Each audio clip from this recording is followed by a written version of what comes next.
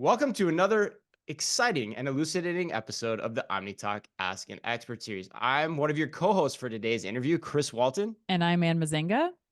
and we are the founders of OmniTalk, the fast-growing retail media organization that is all about the companies, the technologies, and the people that are coming together to shape the future of retail. You know, Ann, we've talked a lot about robots over these past 6 years since we started OmniTalk. Just a couple times, no big deal. Yes, we've talked about them about as much as anyone. I think we've NBD. been we've been big ever since the robot store we were building. Remember? So we and robots go way back. Yes, the robot store that we were building. That's right. That's a great illusion, and that's great. Yes, Well, yes. story for another time and another day. But you're right. We've covered them on our weekly podcast regularly. We've written articles about them. But you know what we haven't talked about in regards to robotics implementations in retail, Ann? What? The human side of them. Because there is a Uh, human element to putting these into the store that is really critical. So joining us today, and in honor of our guest, I even have my 30-year-old Boston Celtics Larry Bird mug filled with Dunkin' Donuts coffee as well. But joining us to explain what the heck I mean by the human element of robotics is Stop and Shop's very own Chief Marketing Officer, Karen Mitchell. Karen, welcome to OmniTalk. Hi, thanks so much for having me. It's great to be here. we're so excited to have you, Karen. We are going to. I can't wait to hear about this. Like we often hear from people like robots, they're replacing the humans, but I really think this is a great way to kick off heading into 2024, because I think we're going to see more robotics and see just how well the robots work alongside the human workforce and are really a part of the community. Before we get started, though, I want to make sure that everyone watching and joining us live knows that they can ask questions of Karen and the Stop and Shop team at any given time during this conversation. You just put them right in the chat session window, and somebody from the team or from the Badger team will make sure to answer those as we go along. So, Karen, let's start by getting the audience a little bit of background on you and a little bit about Stop and Shop, if you don't mind. Yeah, sure. So Stop and Shop has been a neighborhood grocer for more than 100 years, and we have almost 400 stores across the Northeast in Massachusetts, Rhode Island, Connecticut, New York, and New Jersey. And Wow. we're proud to offer customers a wide assortment of fresh and healthy options at a really great value. And we also offer online shopping. We have both delivery and pickup so that customers can decide when and how they want to shop. And it's really also important to note that we're a company that's truly committed to making a difference in our communities and really making an impact. And we're a leader in the fight against hunger. And Karen, how long have you been with Stop and Shop? I've been with Stop and Shop. It'll be 6 years next month. Wow. And how, tell us a little bit more about your background. So, you're chief marketing officer there. What kind of led you to this role? Yeah, I started my career at actually Welch's, which is, as I think everyone knows, the grape juice and grape jelly leader in the world. Yes. So I really spent most of my career there and throughout marketing in a number of different roles. And so moving into retail really just seemed like an obvious next step. And I kind of joke that I used to think that it was really complicated and crazy at Welch's, and then we got to retail and it was like, wow. I mean, on steroids. So Few more yeah, SKUs. Yeah.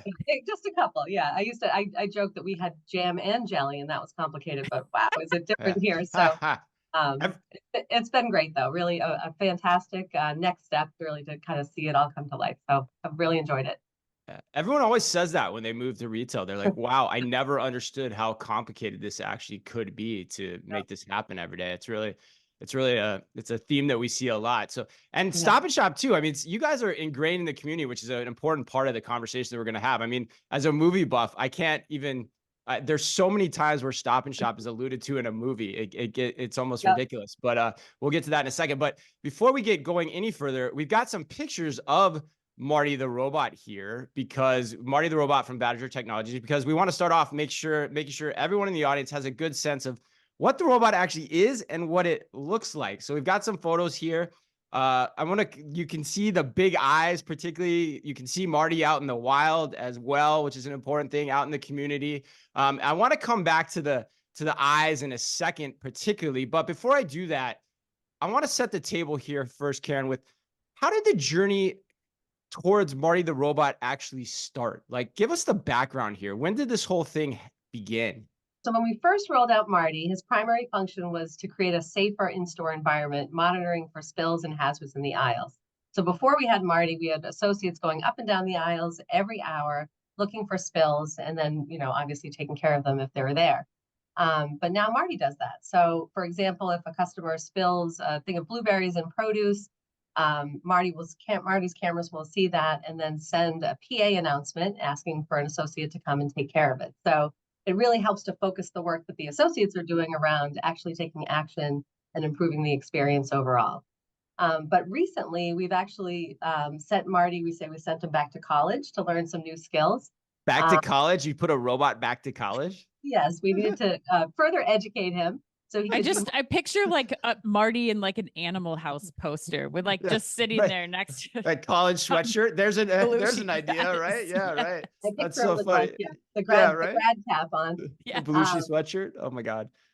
So since he's going up and down the aisles, the thought was we can actually use that time to be able to scan the shelves to see how we can improve the shopping experience overall. So he's now also scanning our aisles and scanning all of the products on the aisles to look for out of stock so that he can alert our associates to any products that need to be restocked.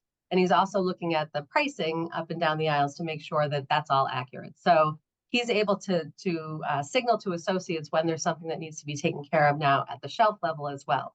Oh, that's awesome. Well, and Karen, elaborate on that for me just a little bit, because I think I'm curious how the associates in store are reacting to that. We're talking about humanizing Marty the Robot for some of the customers that are in the store, but like, how does that work then with the relationship between the staff working inside a Stop and Shop and what Marty's able to take on for them?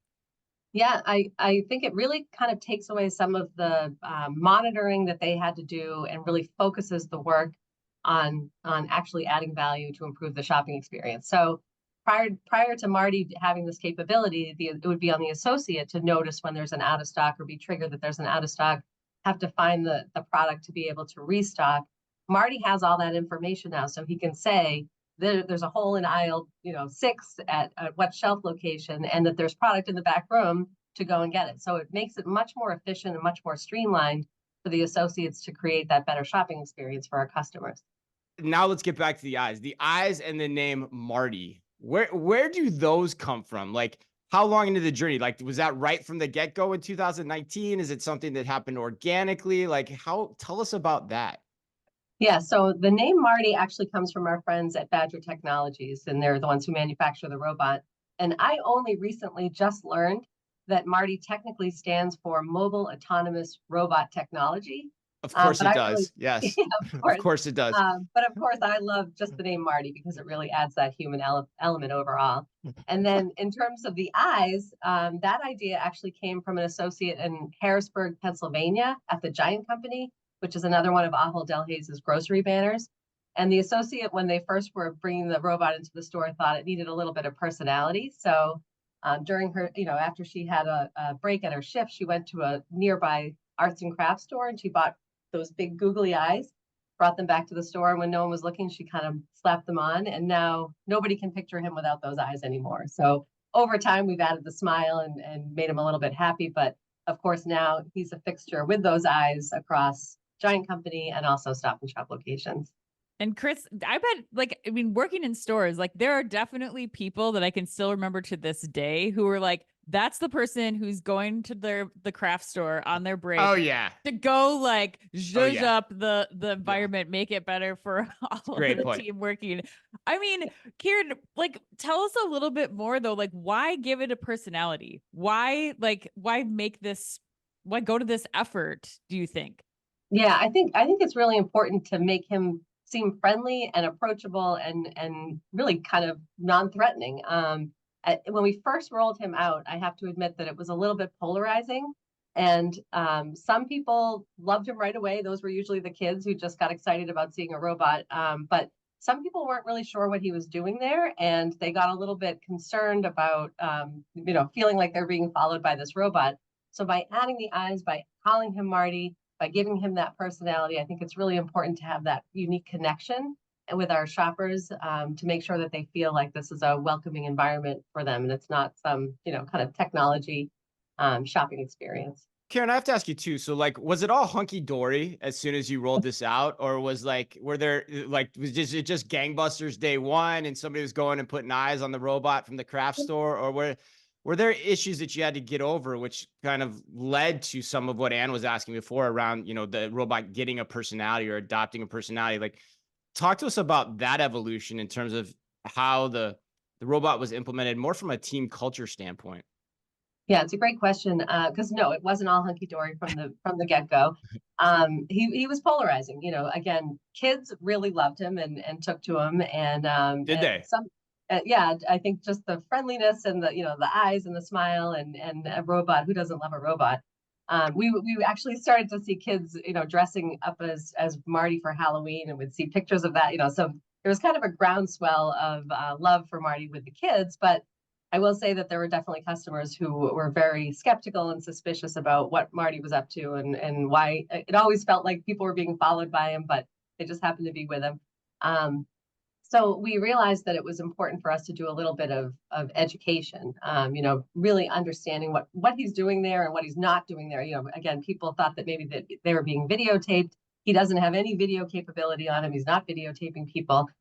So we wanted to educate people. And the really great idea, which again is kind of on the human side of things, was to throw him a 1-year birthday party. So at the 1-year anniversary, when we rolled him out, we held a birthday party for him across all of our stores to get, with Marty's birthday cakes and balloons. And what do you get a robot for his birthday? His or her birthday? Well, it's funny that you asked that because can of oil. I don't know. What do you get? Yeah, we did have customers bringing in handmade cards, from kids, and one person brought in a can of WD-40 as a birthday present for Marty. So, the community really embraced it. It was a lot of fun, but importantly, we also had materials there that talked about what he does do. That he's cleaning the floor and making it a safe experience, and it was really a fantastic success. And we even got some pickup in the New York Times and also the Wall Street Journal covering his birthday party. Has he had a second and a third and a fourth birthday party yet? Or is there a 5th-year birthday party planned? Or what are you trying to do for it? It's a great point, Chris, but with COVID, we haven't been throwing them during COVID, but right. Yeah, I think that we'll need to come back to that maybe when he turns, another milestone birthday. I love it. That's awesome. So, okay. So you had the first birthday party. So what's been the response been?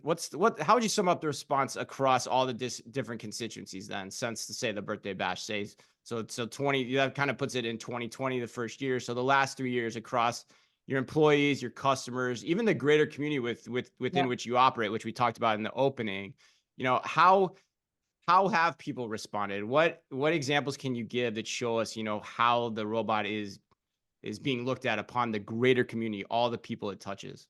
Yeah, well, thinking about our stakeholders, one important group was educating our associates because again, this was new to them as well. And I would think so, yeah. Yeah, and especially as a union employer, it was really important that we made sure that they understood the role that Marty was playing, that he's not there to take anyone's jobs. He's there instead to help them do their job and let them focus on serving our customers better.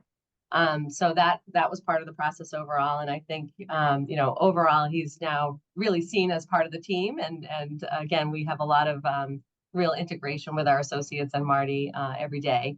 And then another thing that we've done that we talked a little bit about is using Marty at Stop and Shop to help us essentially as a spokesperson for some of the work that we do in the community. So, he's really recognizable. He's recognizable as a Stop and Shop robot. So having him out and about and helping us to do all the good that we do in the community is a great way for us to get the credit for what we're doing, all the great things that we do neighborhood by neighborhood. One example that I'm really proud of is we have a Help Cure Childhood Cancer campaign that we do every year. And we actually had Marty visit a 6-year-old boy with kidney cancer in Massachusetts who loves robots and loved Marty. And so we surprised him by rolling up to his house with one of our delivery trucks, and Marty came off the back of the delivery truck to surprise this boy with a visit. So it was really fantastic. We had him, hugging the robot and getting to interact with him, which was really, really nice. So you have a Marty mobile that's driving Marty all around to his various public appearances in the community. It's not, so this like goes above and beyond. Like you were talking about what Marty does, but I mean, I feel like this is the second job that Marty has in the community, like out appearances, like going Yep. and surprising kids and like really bringing the brand into the community in a totally new way that we're not seeing anybody else do Yeah. right now. Yeah. And I will say we don't have a Marty Mobile, but I'm writing that down because I love the idea, and so we may. But we have started to bring him out and about exactly as you're describing, and he even made his debut at Fenway Park earlier this year. We have a What? relationship. We have a relationship with the Boston Red Sox to help fight hunger through our school food pantry program. And we had him on the field, and I was there, and it was really exciting to hear the roar that went up in the crowd when they saw Marty come out with his Red Sox shirt on. And especially the kids in the crowd were really excited to see Marty. So he's a bit of a celebrity, and using him in that way and connecting him with the community events that we do, I think is a really important way for people to understand what Stop and Shop is doing in the community. And also, again, adding that connection back to Marty and the human side of Marty. Yeah. And one other thing I want to tell you too is that because of all the excitement around Marty, we've actually started to bring a little bit of Marty merch to the Oh boy. store shelves. Marty So- merch. We need one of those like we need Karen. We need a little like you need to point downs because we have to have like get the merch down here Yeah, like for the YouTube exactly. channel. Link below. It sounds like vacation, Marty Moose or something. Yeah. All right. There. Look at that. Oh my The God. Marty lollipops that we had introduced earlier this year, and I don't know if you can see behind me. We have this Marty plush that we started selling Oh my God. earlier this year, and honestly, it has been a wild success. And last I heard is we're out of stock on all this because people have been buying it up. So people do love Marty. I think I would say that we have successfully established that love and that connection with Marty. And Karen, I'm curious too, because you're the CMO, you're the chief marketing officer. Is this kind of a gift that just landed on your doorstep or under your tree on Christmas morning, as an example? Like, just use an analogy or whatever analogy you want, but like, it seems like this extends your ability to market to the community as well. Can you talk about that? Yeah, I would say it wasn't quite as an obvious opportunity in the beginning. As I said, we were in some cases fighting a little bit of fire with Marty because people weren't sure about him. I think that what we've been able to do with kind of rolling him out and establishing him in the community, now is the right time, I think, to leverage him. I don't think that we could have done it earlier. Smart. So, yeah. Yeah. So I think that we're now at the point where, and again, just to be clear, not everybody loves him today either. People still roll their eyes or whatever from time to time, but he really is becoming more and more of a staple for Stop and Shop and a trusted part of our community. And I think now is the time to really start to leverage him. So again, I'm going back to that Marty Mobile idea and figure out how to do that. And gosh, you're getting some consulting credit here, Ann. That's good. Yeah. Nice Oh, job. I Nice job. mean- Live consulting reference. Nice. Hey, we do what we can here at OmniTalk. That's right. Karen, I'm curious. Like you first of all, your team deserves, I think, a ton of credit for being as embedded in the community and really bringing this as the neighborhood grocer, bringing this technology to the fore. Like usually we see a lot of these smaller regional grocers who are not doing technology advancements at this speed that your team really is. I wonder if you have any advice for those other retailers listening or other members of the audience who are thinking about bringing robotics in. What was key to kind of the success of Marty's rollout, if you wouldn't mind sharing? Yeah, I mean, I think it starts with what is he actually going to do and what is the benefit to the business overall, which includes the shopping experience. So I think the fact that he was so efficient at doing what we needed him to do to begin with just made a lot of sense. So I think really thinking about the opportunities and what the technology can bring. But I do think that embracing, not being afraid to try it, and then figuring out how to continue to build on it from there. Because, by the way, deploying the robots is not a small task, and there's a lot of things that you have to move and a lot of people that you have to get on board in order to make it work. But I think that it's a good example of get started, and now again the new skills that Marty has, the new things that he's doing for us is just going to continue to build and build and build.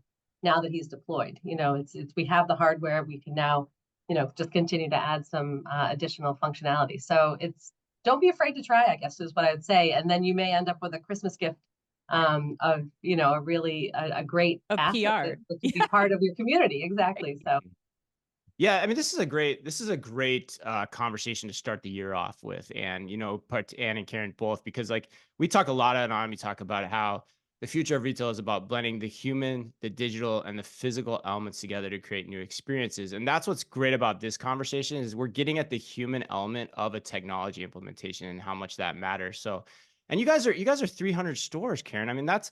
that's a large operation. So I'm curious, like how, if you were to sum it all up, because there's other robots out there. Not everyone is taking the approach that you are in terms of humanizing them. So if you were to sum it all up, why does humanizing the robot matter so much?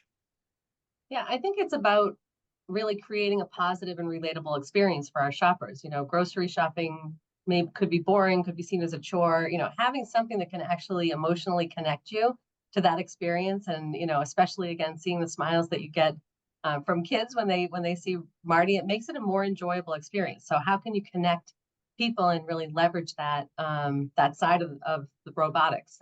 We found the operational efficiencies that we were looking for, but as we talked about, now kind of the upside is how can we really leverage Marty as a unique asset to Stop and Shop to build that connection between our associates, our customers, and our communities. Yeah, the associates particularly too. Yeah, that's a great point at the end.